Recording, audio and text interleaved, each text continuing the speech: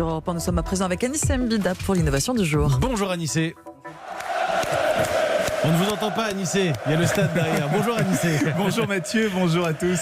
Avec les matchs à huis clos, c'est le genre de clameur qu'on n'est pas prêt d'entendre avant des mois. Alors pour ramener un peu d'ambiance dans les stades, on travaille sur une application qui permet de supporter les équipes à distance. Oui, c'est tout simple. Il faut imaginer une appli avec un bouton pour applaudir, un bouton pour encourager, puis un autre pour faire bouh. Et quand on appuie dessus, il y a un son. Je vous imagine au stade faire bouh. Ah bah oui, mais on le fait c'est pas tous. Halloween. Hein. On le fait tous.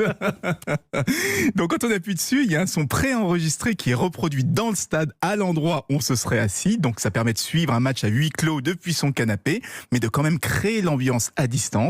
Plus il y a de monde qui participe, plus il y aura de bruit et plus ça peut galvaniser ou au contraire étouffer une équipe. En Allemagne, on a remarqué par exemple qu'avant les huis clos, il y avait une majorité de victoires à domicile et que depuis, c'est l'inverse. Il y a beaucoup plus de victoires à l'extérieur, ce qui tend à prouver l'impact des supporters. Peut-être que cette période prouve enfin qu'il y a un 12e homme chez dans le public. Il n'y a que des sons préenregistrés à Anissé ou Oui, on peut ajouter ce qu'on veut? Non, que du préenregistré. Vous imaginez, ce serait trop tentant d'ajouter des noms d'oiseaux ou d'insulter l'arbitre ou mettre, je sais pas moi, du vuvuzela à tue-tête.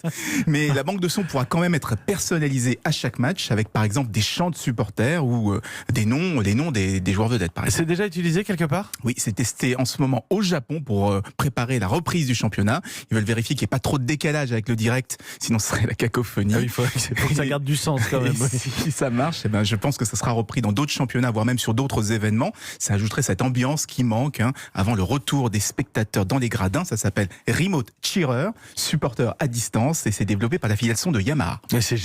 Pour le coup, j'étais assez sceptique sur les sons qu'on envoyait à la télé pour faire croire que le match n'était pas à huis clos. Mais là, on est actif en tant que supporter. Des vrais sons, des vrais supporters. Et on a la qualité de l'image de la diffusion télé, ce qui n'est pas toujours le cas dans le stade aussi. Anissé Mbida, l'innovation tous les matins, c'est juste après le journal de 7h. Merci Anissé.